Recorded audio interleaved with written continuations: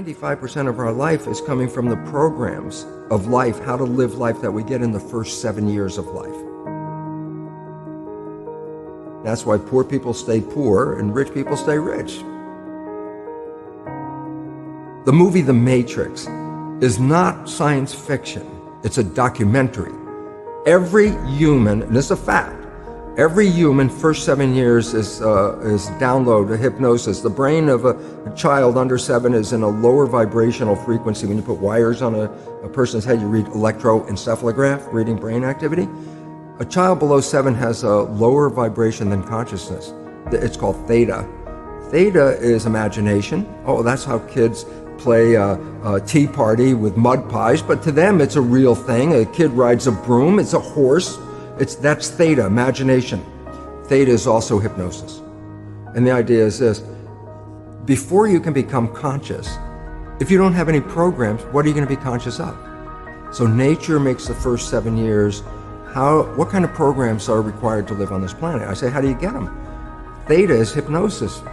You just watch. You watch your parents, you watch your siblings, and your community, because you have to learn how many 100,000 rules. Think about it. Just to be a functional member of a family and a functional member of a community, there are rules. Teach an infant these rules. I say, you don't have to.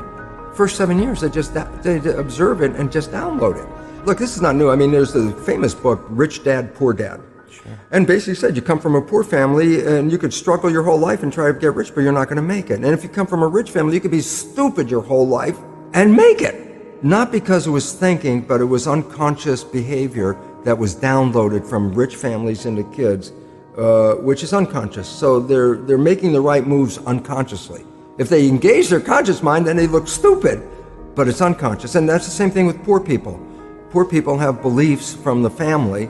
Oh, you can't make it, life's a struggle, things are hard, who do you think you are? And if that's the program you get, then 95% of the day you will sabotage yourself. And that's why poor people stay poor and rich people stay rich, because the programming. 95% of our life, this is a fact, comes from those programs in the subconscious. Every day, only about 5% of their life are you using conscious, which is creative. 5%. So your life is being lived, even though you think you're living your life. Exactly, and you don't see it because it's called subconscious, below conscious. And the Jesuits, for 400 years, they were boasting. People didn't understand. They say, give me a child until it's 7 and I will show you the man. They've been saying that for 400 years because they knew 7 years was the program period. And 95% of your life after that will be whatever that program is. So you don't have to try and think about what happened. I just say, look at your life. The things you like that come into your life come in because you have a program that supports them. But anything you struggle with, work hard at, put a lot of effort into making it happen, why you're working so hard, inevitably you have a program that doesn't support that conclusion and you're trying to override the program. So you don't need to do a lot of shrink and psychology stuff. You just look at your life and say, where am I struggling? Because wherever you're struggling, inevitably it's a program in your subconscious that does not support that destination you've been looking for. The conscious mind is creative and can learn in any number of ways. Read a self-help book, go to a lecture, listen to this program, and conscious mind's going to get some awareness.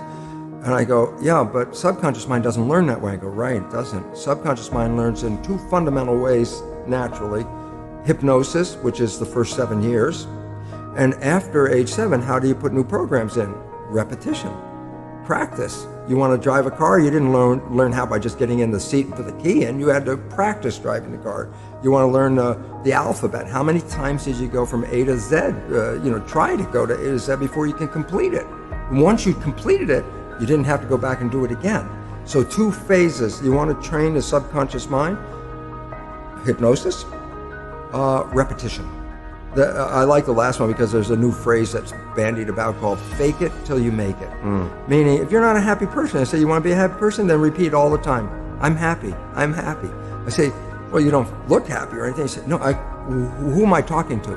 By repetition, I'm talking to subconscious. Okay. If subconscious gets, I am happy, and 95% of your life comes from that subconscious, there will be a point once the subconscious got, I am happy, you don't have to say it again. Okay. It'll be automatic. And that's why we see people do affirmations and gratitude journals and stuff, because if you do that daily... It's repetitive. That's the secret part. Putting a sticky note on the refrigerator is more like a suggestion, but it's not a repetition.